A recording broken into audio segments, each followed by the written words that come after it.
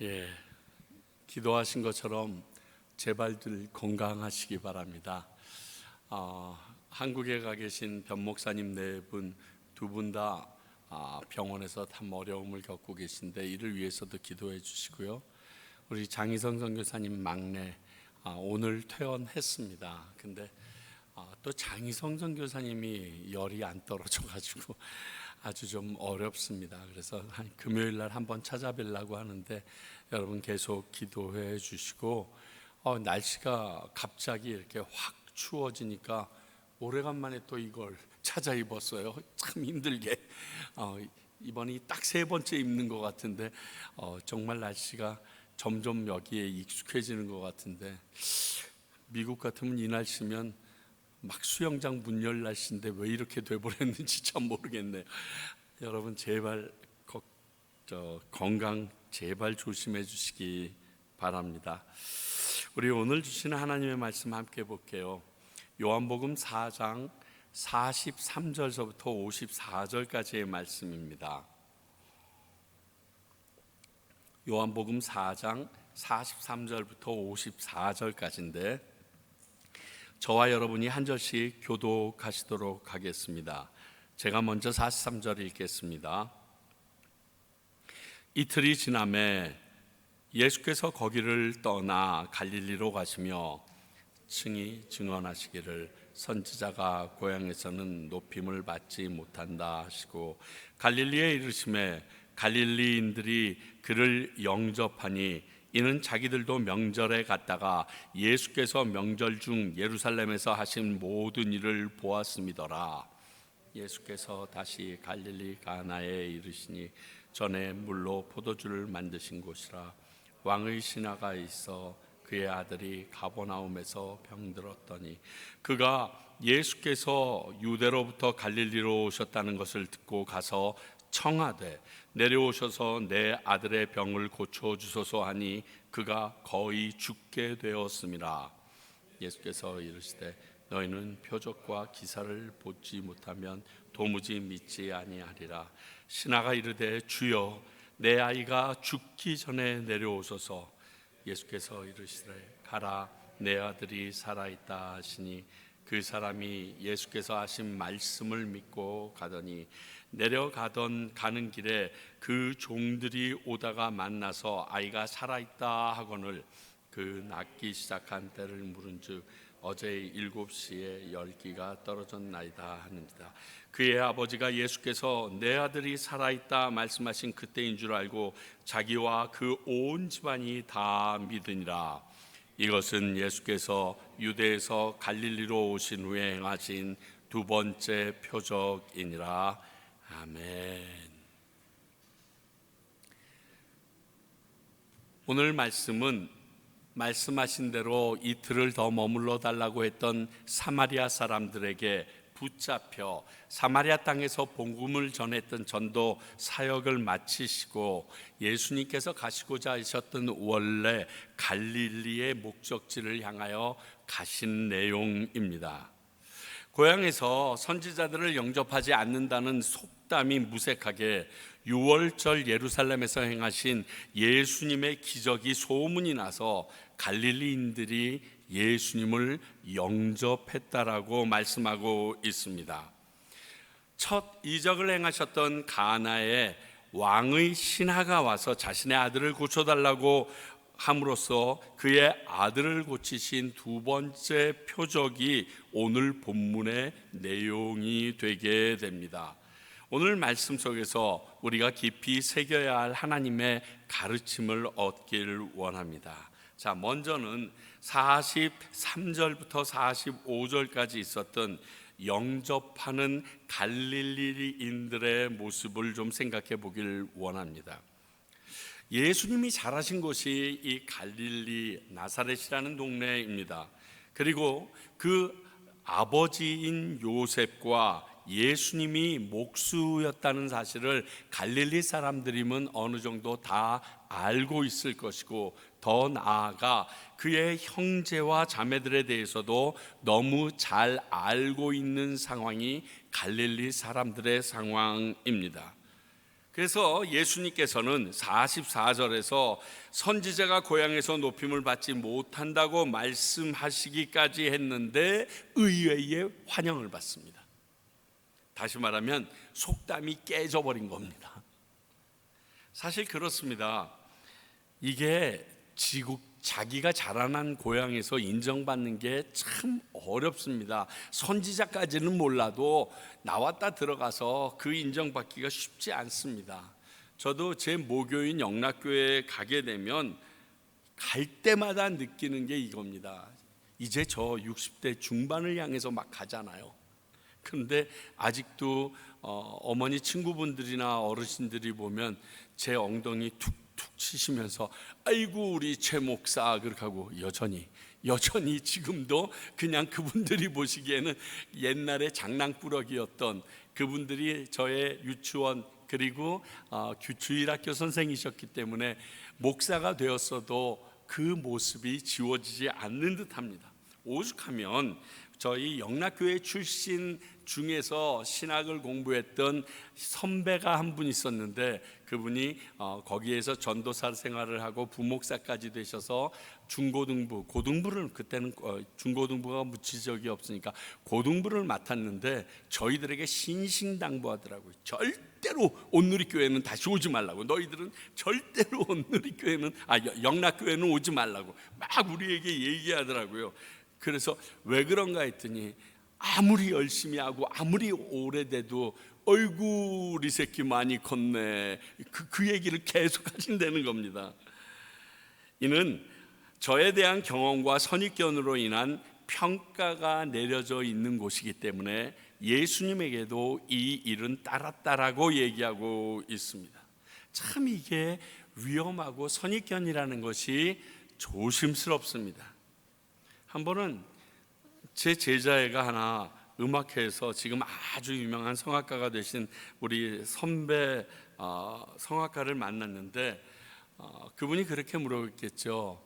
너 누구 제자야? 누구 새끼야? 이렇게 우리는 묻거든요. 그랬더니 저 최유찬 목사님 제자입니다 라고 얘기했대요. 그랬더니 그 형이 이렇게 쳐다보니 내가 최유찬은 아는데 최유찬 목사는 모르겠는데 이렇게 얘기하더라는 거예요. 그렇게 전하래요 라고 하면서 이 제자애가 갸우뚱거리더라고요. 그래서 저는 그 형님께서 왜 저에게 그렇게 얘기하셨는지 너무 잘 압니다. 왜냐하면 그때 내 모습이 그랬었거든요. 그렇습니다. 그런데 이런 선입견과 경험으로 인하여 손해 볼 수 있다는 생각은 못하는 게 우리 인생들인 것 같습니다. 특히 하나님의 사람은요, 하나님의 사역을 감당하는 사람은 변화하지 않으면 감당할 수 없는 자리입니다. 예전에 저 사람이 저랬기 때문에 그것을 가지고 지금도 그 하나님의 일을 처리하고 있겠지 라고 말하는 게 참으로 위험하다는 겁니다. 모르겠어요. 사람이 송두리째 바뀌어지지 않기 때문에 예전의 그 습관과 버릇이 불뚝불뚝 올라올 수는 있을지 모르겠습니다. 그러나 하나님께서 하나님의 사람으로 쓰시기 위하여 그냥 그 모습 그대로 데리고서 와서 사용하실 수 없음을 우리는 잘 압니다. 하다못해 교회에서 내가 이제 평신도로 있다 재직이 돼서 계속 나아가는 모습, 그 재직 가운데서도 어떤 임원을 맡아서 나아갈 때 그가 변화되지 않으면 본인이 하는 일의 한계에 부딪히게 되는 것을 우리는 기억해야 됩니다. 하나님은요, 변화시켜서 사용합니다. 바꾸어서 사용하십니다. 그런데 이것을 몰랐다가는 굉장히 귀한 사람을 놓칠 수가 있습니다. 그 좋은 예가 사울이었던 그이가 사도 바울이 됐던 예가 굉장히 중요한 예입니다. 그가 다메섹 도상에서 예수님을 만납니다. 그리고 그가 직가라는 거리에서 3일 동안 보지 못하고 있다가 아나니아로 인하여 눈이 깨끗이 띄어짐을 당하죠. 아라비아 사막에 가서 3년 동안 있다가 그가 복음을 갑자기 전하는 자로 예수님을 전하는 자로 바뀌었습니다. 예루살렘 교회에 와서 그가 하나님의 사역을 동참하고자 하는데 예루살렘에 있는 모든 사람들이 만류하고 피하려고 합니다. 그가 이전에 했던 행위가 얼마나 우리 믿는 자들에게 안 좋았는지 알기 때문에, 그래서 그때 예루살렘 교회에서 가장 신임을 받는 바나바 집사님이죠. 그때는 바나바 그 사역자가 이것을 대신 증명해줘서 예루살렘 교회 인원으로 겨우 들어가서 사역을 유지할 수 있었음을 보게 됩니다. 예전에 이랬기 때문에 지금도 그럴 것이다, 그 모습으로 하나님의 일을 감당하고 있을 것이다 라고 생각했다라고 그러면, 아마 사도 바울은 이렇게 많은 책을 남기거나 많은 교회를 세우는 일, 그리고 이렇게 귀한 복음을 전하는 일은 감당하지 못했을 것입니다. 그런데 그것을 뛰어넘고 변화된 모습이 있었다는 것입니다.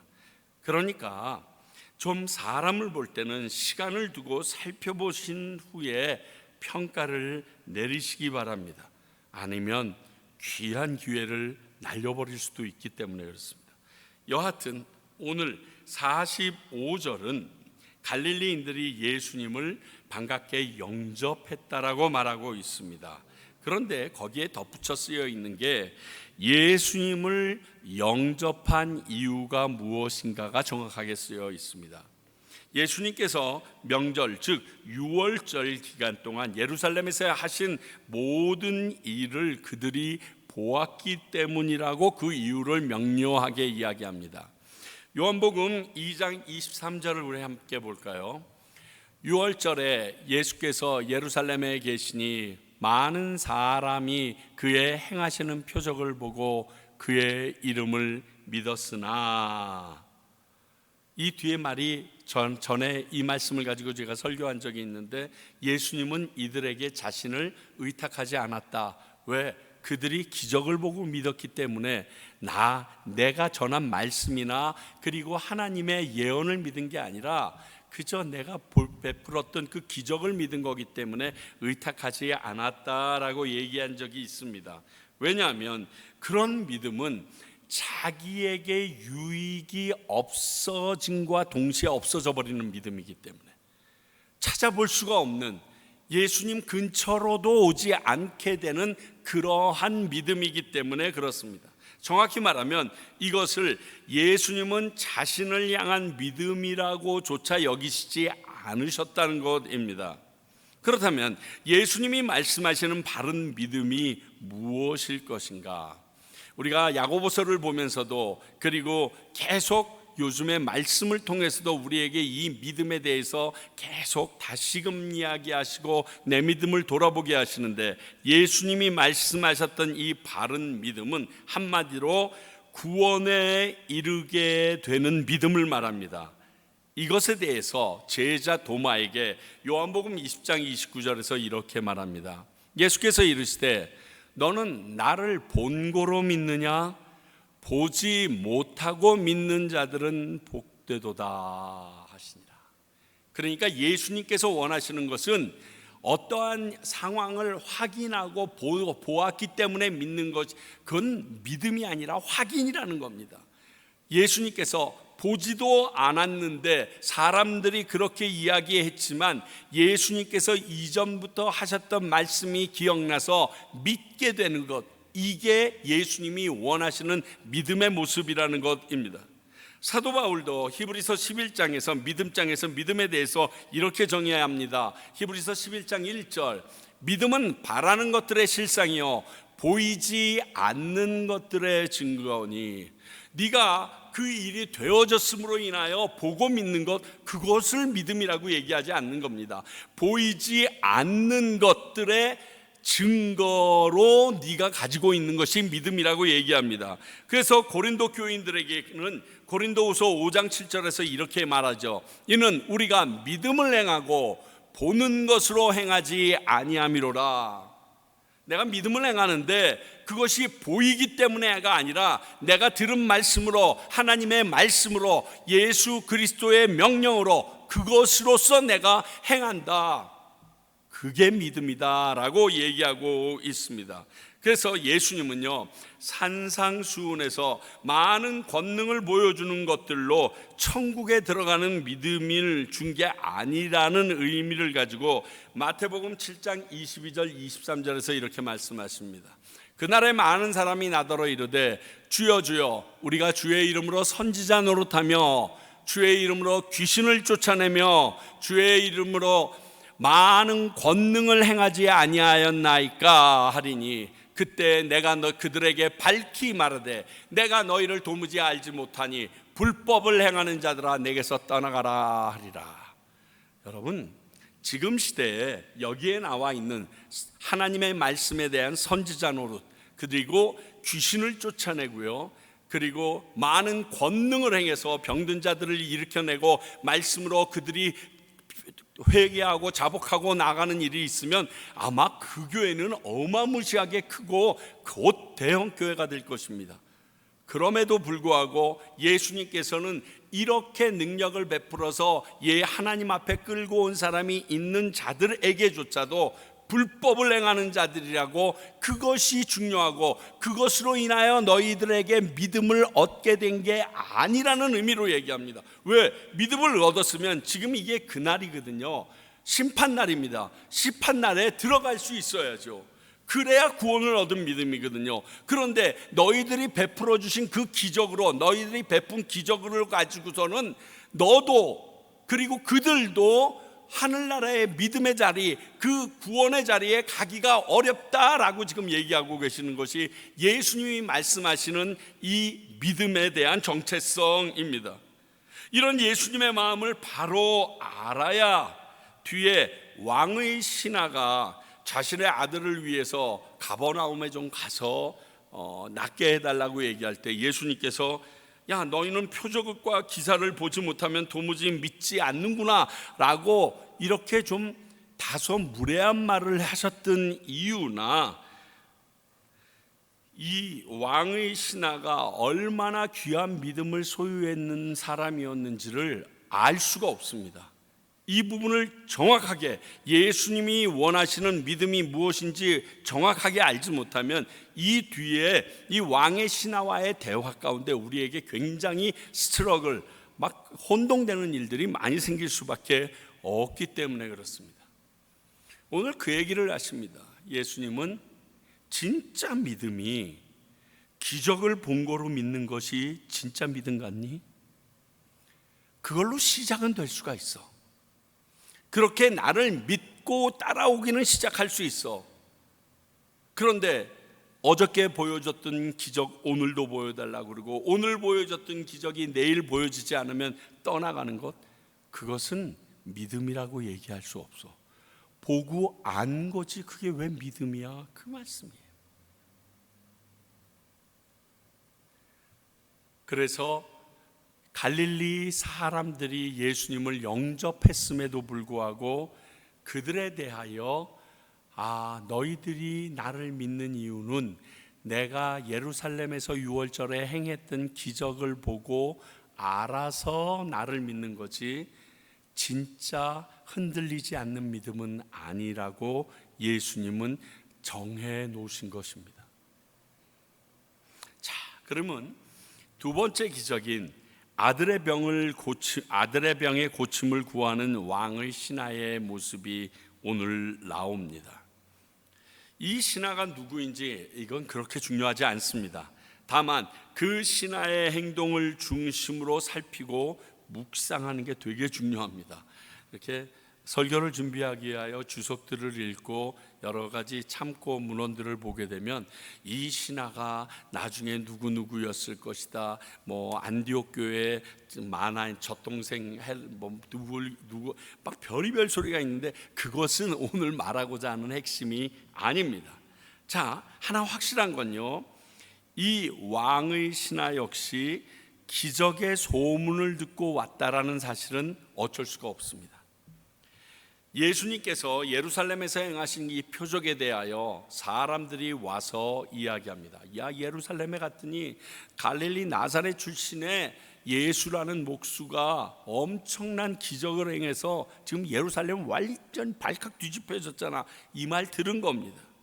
그는 왕의 신하입니다. 그래서 굉장히 유능하고 유명하다는 실력 있는 의원들에게 자기의 아들의 병을 이미 보여줬을 것입니다. 그런데 효과가 없어서 죽어가고 있는 모습이라고 말하고 있습니다. 그러니 이 상황에서 내가 들은 예수님의 기적의 소문을 의지하고 쫓아올 수밖에 없죠. 헬라어 성경을 보니까 그 아들이라는 단어 앞에 모든 관사가 다 붙어 있습니다. 이 아들 앞에 다 관사가 붙어 있어요. 이것은 그 죽어가는 아들이 하나 외아들이었다는 것을 우리에게 알려주고 있습니다. 뿐만이 아니고 거기에 아이라는 표현을 썼을 때 이 단어를 헬라어에서 파이디온이나 파이스라는 두 단어를 가지고 이렇게 번갈아 쓰는데, 이 아이라는 단어는 어린아이를 얘기하는 게 아닙니다.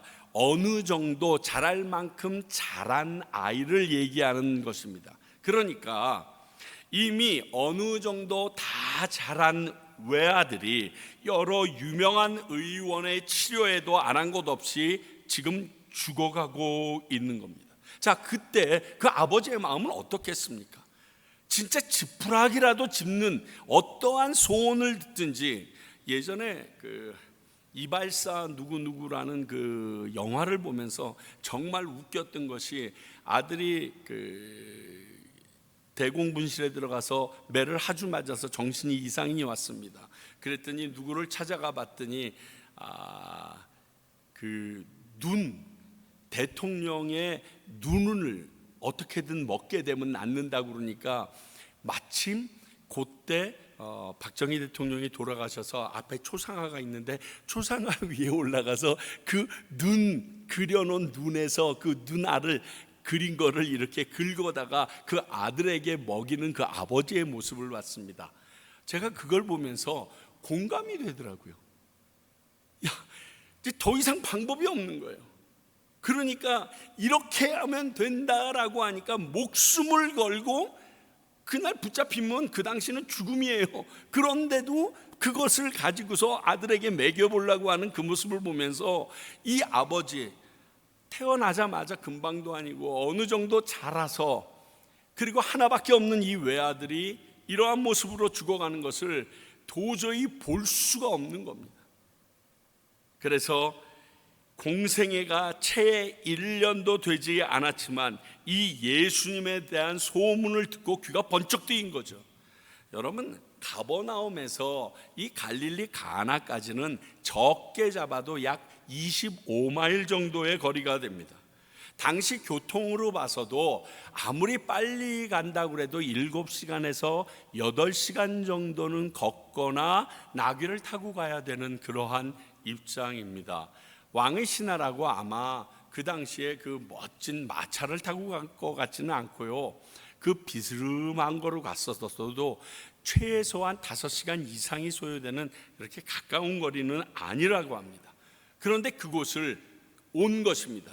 그리고 그곳은 밑에서 위로 올라와야 되는, 산을 넘어야 되는 경계가 있는, 왜냐하면 아시다시피 이 갈릴리 호수 그 요단강은 해발이 낮고, 그리고 예루살렘이나 그 나머지 지역은 높은 곳에 있기 때문에 그 과정을 통과했었어야 됐을 텐데 그렇게 달려온 겁니다.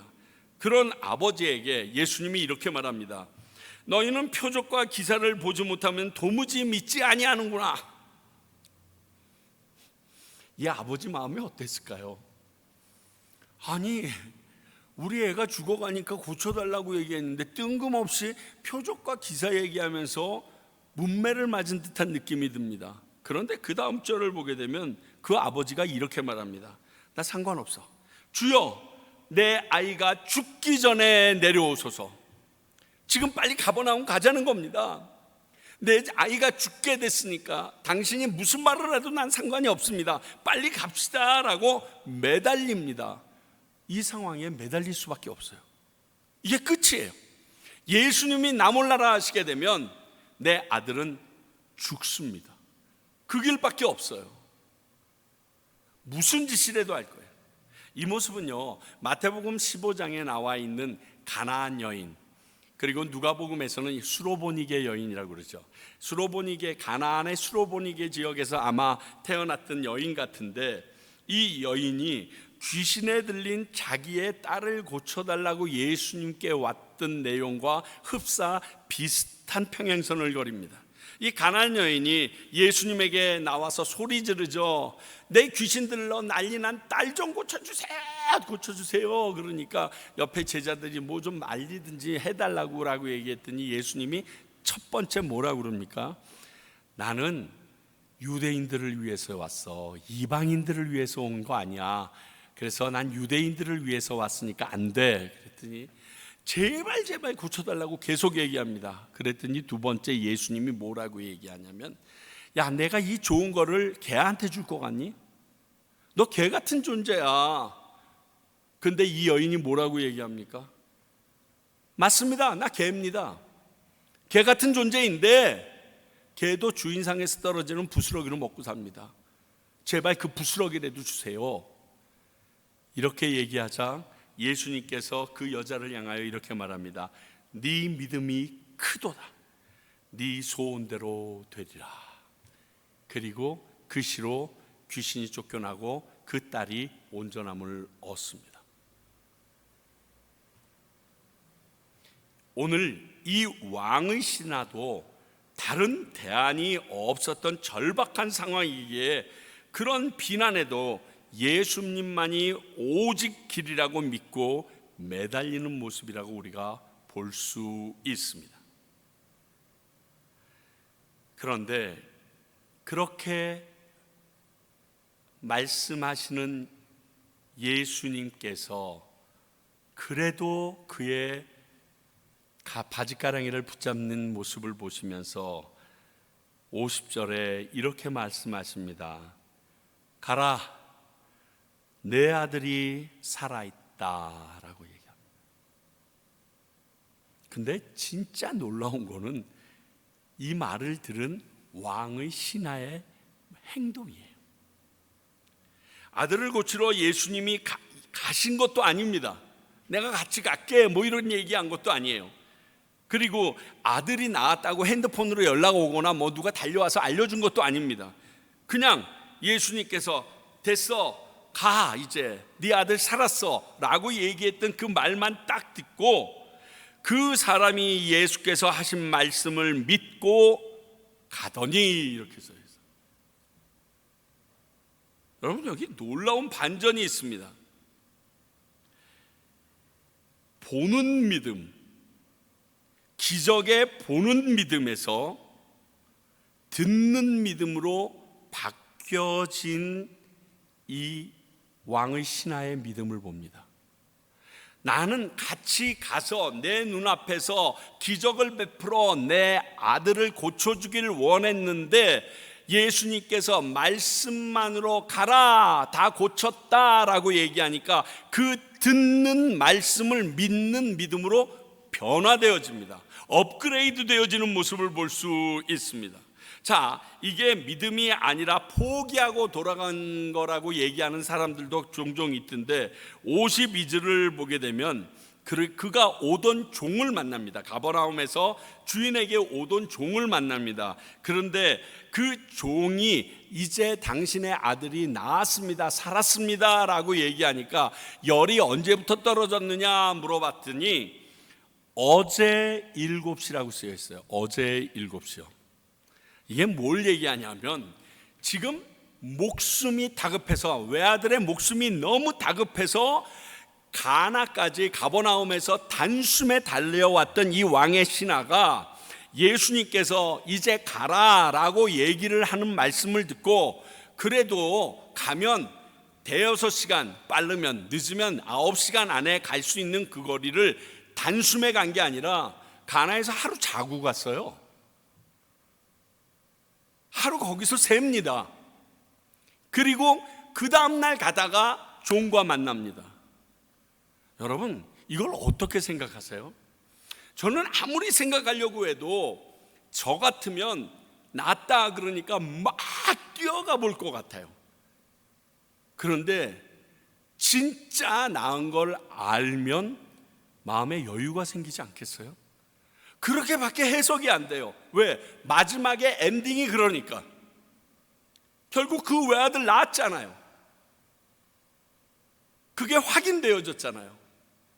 그런데 그 이전에 예수님께서 하신 말씀을 듣고 믿었다라는 것이 그의 행동에서 또 보여진다라고 밖에 느껴질 수 없습니다. 너무 과대한 해석이라고 여러분들께서 느낄 수도 있는데, 이 어제라는 단어가, 그리고 그 거리가 아무리 멀다 손치더라도 충분히 하룻밤이면 갈 수 있는 거리를 하루 지나서 어제라는 말을 이야기로 나눌 수밖에 없다는 것이 그의 또 다른 믿음에 대하여 우리에게 측량해 볼 수 있도록 도움을 줍니다. 아들의 생명이 총각을 다투는 시점에 그리 다급히 가나에 왔던 아버지가 하루를 자고서 떠난다는 것, 그가 예수님의 말씀을 그대로 믿었다는 말 외에는 해석할 수 있는 방법이 없어서 저는 이렇게 해석합니다. 이는 보고자 하는 믿음으로 왔던 왕의 신하가 예수님의 말씀을 듣고 믿게 되는 신앙으로 나아가는 모습입니다. 그렇습니다, 성도 여러분. 믿음은요, 자랍니다. 성숙해집니다.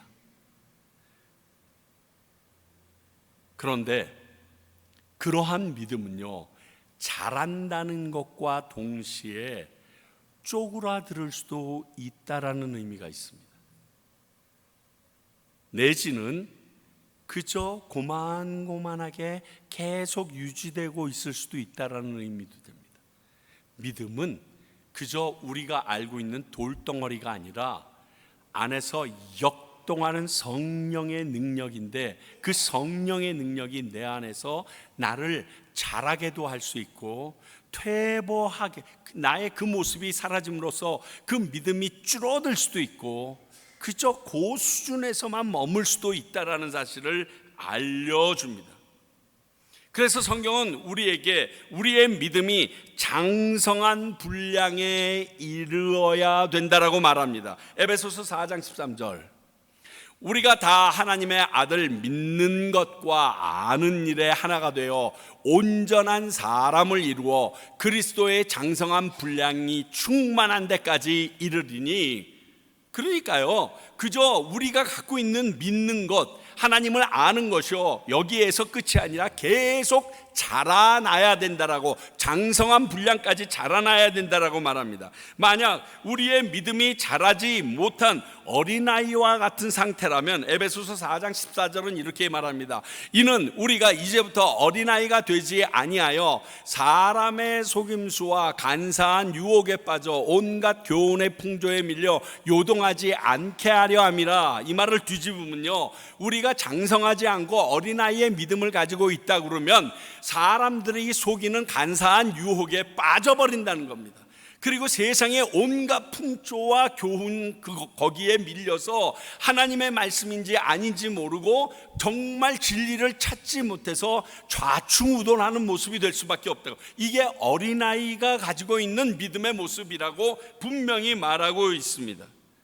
그래서 우리 믿는 자들의 믿음이 예수 그리스도만큼 자라가야 된다라고 말합니다. 에베소서 4장 13절, 오직 사랑 안에서 참된 것으로 하여 범사에 그에게까지 자랄지니라. 그는 머리니 곧 그리스도라.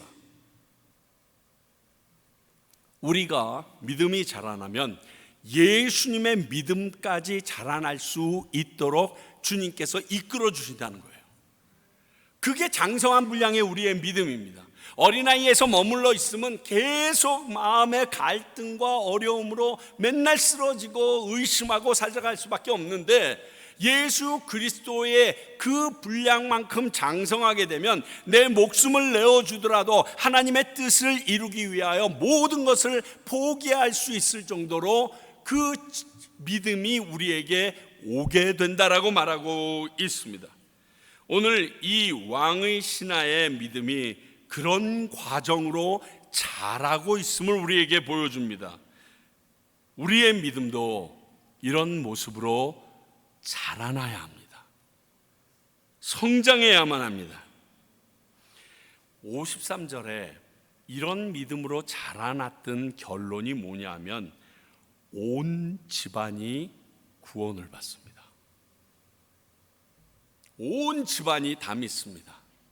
이것을 직접 보고 경험한 왕의 신하만 믿은 게 아니라 예수님의 실체를 한 번도 못 보았고 그분과 말도 못 나누어 보았고 그분이 보여주신 기적의 행위에 대해서 듣도 보도 못했던 사람, 그 사람들까지도 다 예수님을 믿게 되는 역사가 일어나게 되었다는 것입니다. 이 사건으로 왕의 신하의 온 집안이 예수님을 믿고 모두 구원받았다는 거죠. 나의 유익이 목적이었던 사람이 영혼의 구원에 이르게 되려면 이런 믿음이 있어야 돼요. 그저 내가 필요로 하는 것을 얻고자 하는 그 정도 수준의 믿음을 가지고서는 내가 내 주변에 있는 내 가족의 모든 사람들을 구원으로 이끌 믿음에는 부족하다라는 사실을 보여줍니다.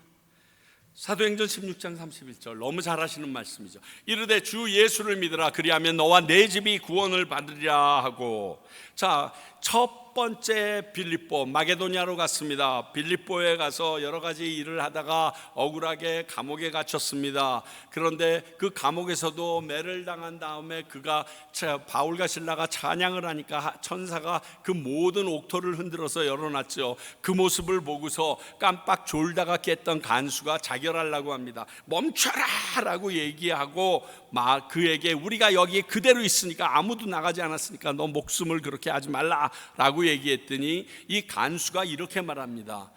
어떻게 해야 내가 구원을 받겠습니까? 어떻게 하면 당신들처럼 그렇게 내가 살아갈 수가 있겠습니까? 라고 말할 때 주었던 말씀입니다. 그래서 자기 목숨을 뛰어넘어서 온 가족이 구원받게 된 과정을 다루고 있습니다. 나의 믿음이요, 온 가족을 구원에 이르게 한다는 사실을 아셔야 합니다.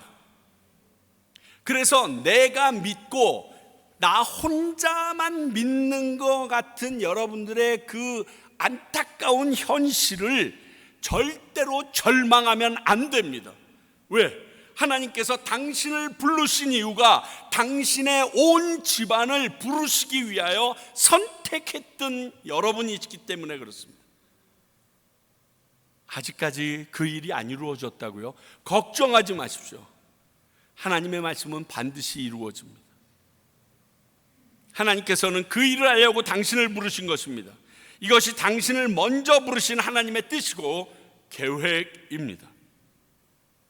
오늘 이 왕의 신하는 이 믿음, 이 모습을 저희들에게 보여주면서 우리가 이 땅 가운데 어떠한 자로 살아야 되는지, 하나님의 부르심에는 후회하심이 없네. 나를 부르신 그 뜻 난 알 수 없어. 그러나 하나 확실한 것은 나를 통하여 온 집안이, 내 주변에 있는 사람들이 예수 그리스도를 구주로 믿어 구원에 이르게 하려는 계획이 있다는 것, 사실은 확실하다는 겁니다. 사실 오늘 말씀은 요한복음 2장 가나의 혼인잔치의 첫 표적과 더불어 한 단락이 맞춰지는 4장 말까지 온 곳입니다. 그런데 첫 번째 기적이 끝나고 나서 어떤 말씀이 기록되어 있냐면 요한복음 2장 11절 볼까요? 예수께서 이 첫 표적을 갈릴리 가나에서 행하여 그의 영광을 나타내심에 제자들이 그를 믿으니라. 여기까지는요, 예수님께서 앞에서 마땅해 하지 않으셨던 기적을 보고 믿은 믿음이에요. 이 과정이 필요합니다. 이 과정이 우리들에게도 있어야 합니다. 문제는 여기에서 머물러 있으면 되는 게 아니라는 거예요. 오늘 두 번째 표적 이후에 왕의 신하는요, 자기와 온 집안이 다 그 예수를 내 그리스도로 믿게 되었다라고 얘기하고 있으면서 2장서부터 4장까지의 첫 번째 단락, 두 개의 표적 사이에 바뀌어진 부분들을 저희들에게 제시하고 있는 겁니다. 처음에는 너희들이 기적을 본 거로 믿을 수 있어. 제자들이 그렇게 믿었어요. 그런데 너희들이 정말 말씀을 듣고 믿기 시작하면 네 주위에 있는 사람이 너로 인하여 구원을 받아. 지금 여기까지 온 거예요. 이게 아주 치밀하게 준비되어져 있는 말씀입니다. 이들은 예수님을 보지도 그의 표적을 경험하지도 못했지만 그 신하만이 이를 경험했지만, 그런데도 모든 집안이 예수님을 믿었다는 것은 믿음이 얼마나 다른 방향으로 커지고 있는지, 다른 모습으로 하나 둘씩 변화되고 있는지를 우리에게 보여줍니다. 그리고 그 사이에 사마리아인들이 한 낮의 우물가를 찾아볼 수밖에 없는, 그렇게 평판이 좋지 않는 한 여인의 고백을 통하여 온 사마리아인들이 예수님 앞에 나와서 어떻게 변합니까? 이제 너를 알아맞혔다라는 그 신비감으로 온 것이 아니라 그 예수 그리스도를 직접 보고 그분의 말씀을 듣고 나니까 그분이 약속하신 메시아구나라는 것을 우리가 믿었다라고 고백하는 이 사마리아 전체의 복음을 증거할 수 있도록 허락해 주셨던 이 세 개의 사건이 믿음이 어떻게 변화하고 어떻게 자라가는지를 우리에게 큰 그림으로 지금 보여주고 있습니다. 우리의 믿음은요, 살아있는 겁니다. 다른 사람에게 영향력을 미치고요, 그 사람들이 변화되어 내가 믿었던 그 예수님을 믿게 하는 능력이, 역동성이 있게 나아가는 것이 진짜 예수님께서 원하시는 그 믿음이었던 것입니다.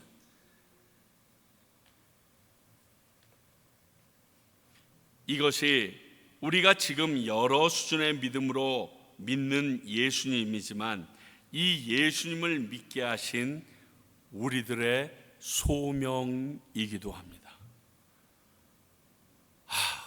내가 왜 예수를 믿어서 나만 예수 믿고, 이게 아니에요. 예수를 믿게 하신 우리들에게 하나님께서는 소명을 같이 주십니다. 이제 너로 인하여 내가 네 온 가족을 구원하기 원한다. 내가 너로 인하여 내가 다니고 있는 모든 직장의 영혼들을 구원하길 원한다. 너로 인하여 네 가게에, 그리고 네 주변에 이 과테말라의 모든 잃어버린 영혼들이 주 앞에 나오기를 원한다. 이것을 지금 예수님께서는 우리에게 알려주고 계시다는 사실입니다. 이 소명이 우리 안에 있음을 알고 그 소명을 향하여 나아가는 믿음으로 우리가 살아야 합니다. 이게 없으면요, 예수를 오늘 믿은 사람이나 10년 전에 믿은 사람이나 내일 믿을 사람이나 별 차이가 없습니다.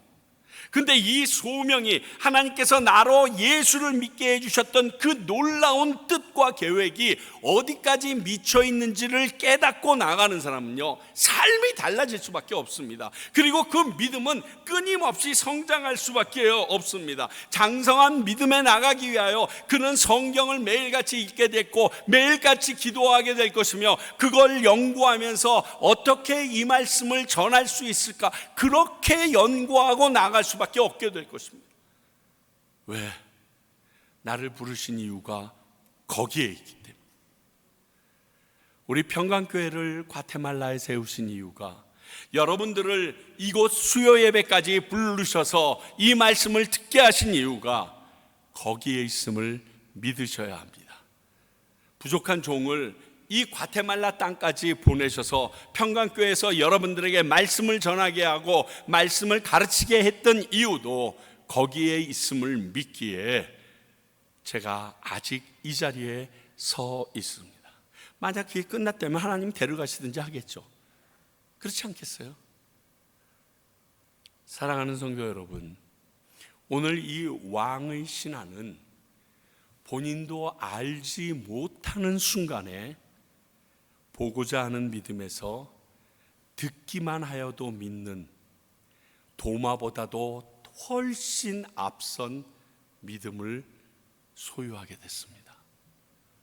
우리도 그 믿음을 가지고 내 주변에 있는 모든 사람을 예수 그리스도를 믿는 자로, 그래서 이 다음에 우리 천국에서 함께 만날 자로 끌어내는 그 능력을 소유하게 되시기를 간절히 기도합니다. 기도하겠습니다.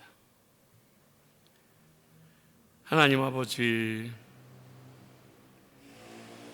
오늘 이 말씀을 통하여 예수님께서 우리에게 기적으로 믿는 믿음에서 벗어나길 원하시며 이제 한층 예수 그리스도의 성숙한 지경에 이르기를 원하심을 알았습니다.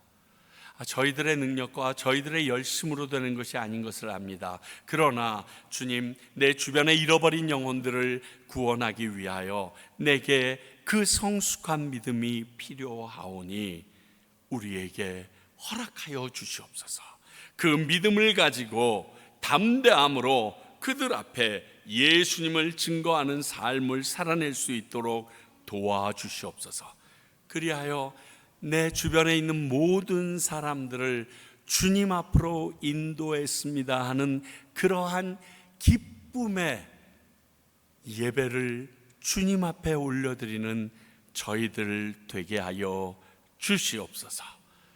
지금은 우리 주 예수 그리스도의 은혜와 하나님 아버지의 크신 사랑과 성령님의 말씀처럼 우리를 변화시켜가는 능력이 이제 예수님의 그 모습을 향하여 우리들의 믿음이 성숙하기를 원하는 주님의 귀한 백성들과 이 과테말라 땅에 그 이후로 세워주신 평강교회와 또 잃어버린 영혼들을 위하여 보냄받은 수많은 선교사님들 위해 이제로부터 영원히 함께 하시기를 간절히 축원하옵나이다. 아멘. 아버지,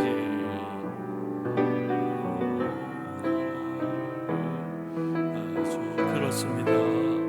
우리는 모릅니다. 그러나 하나님의 그 계획과 충만하심이 우리를 거기까지 이끌어 주실 수 있습니다. 아버지, 그 은혜를 저희들에게 베푸시사 그 일을 이루어내게 하여 주시옵소서.